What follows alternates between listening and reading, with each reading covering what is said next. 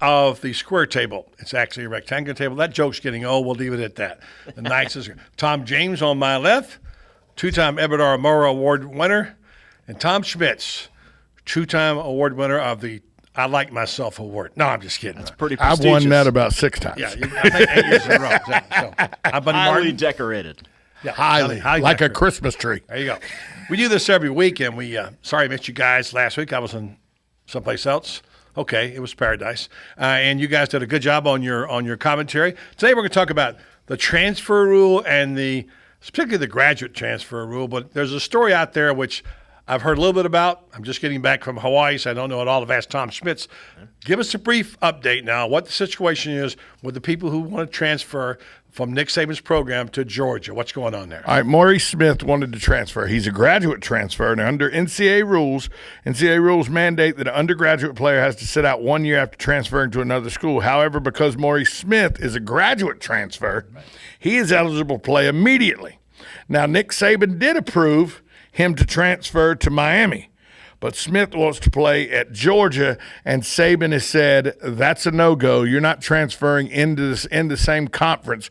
And Saban actually went and said, we told him he was asked about Smith's status at SEC Media Days. He told Smith he'd be a significant contributor to the team this season if he stayed. We have told him because we support the SEC rule, it would not be in your best interest to have to sit out a year. But he doesn't have to sit out a year. He's a graduate transfer. Correct. Right. And we know this from Urban Meyer was one of the first ones to have a defensive back from Utah come on. He graduated as a junior, and he contributed mightily to the national championship game. So here's the deal.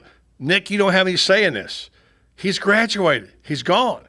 And the other thing about it is they can do this to underclassmen. Here's my take on this. Let you guys comment. Basically, I'm for saying if a kid wants out of the program, let him go.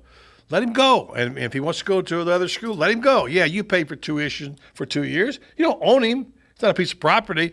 Let him go play somewhere he's happy. Now, I don't think you should let everybody go every single time after 2 years and go if you're a Georgia Bulldog program and you let them go to the Gators. But there's got to be a fair way to do this. Graduate transfers are clear. They can graduate and they can go. Tom James or Tom Schmitz? I don't like that kind of ownership by a coach or a school over a certain player. I mean, and Nick Saban has sort of contradicted himself already because he did allow another player to transfer in the SEC to Missouri, and that was his wide receiver Chris Black, not a graduate student, of course, but so he's not going to let Maurice Smith go and play for his former assistant coach Kirby Smart at Georgia. But I just think that there should be. I don't like the case-by-case basis type of decision making that coaches are, I guess, allowed to have. We need to have a rule. This is the rule, and it's black and white. And let me clear something up. As a graduate student, he can transfer without sitting out a year.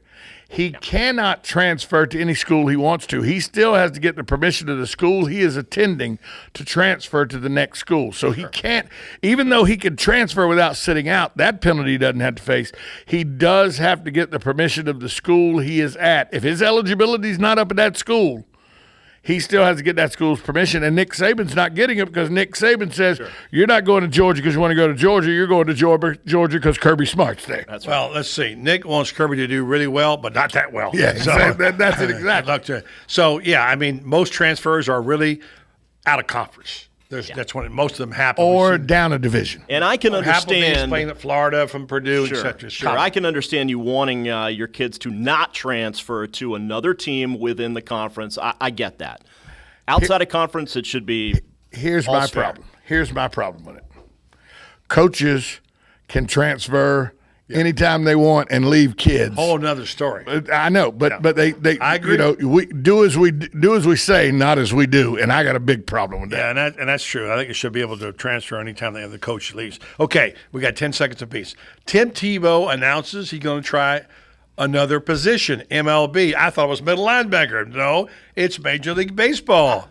Tim Tebow is a Major League Baseball player. Real quick comment, Tom Schmitz. He'll never get out of the independent leagues. He needs to go to Minnesota if he wants to play in a great competitive independent league, but he'll never get out of there. No, I'm sure you're absolutely right. He'll never make it to the majors, but chase your dreams, Timmy Tebow, and if you make it into the pros at whatever level, go crazy and go for it. Yeah. Brendan Martin sent out a post today on this topic out of the Denver Post. I love this. You realize this means that Tim Tebow can wind up playing for the Colorado Rockies, right? Perfect way to end the Nights of the Square Table, guys. Good to see you. I'm Buddy Martin. We're back next week.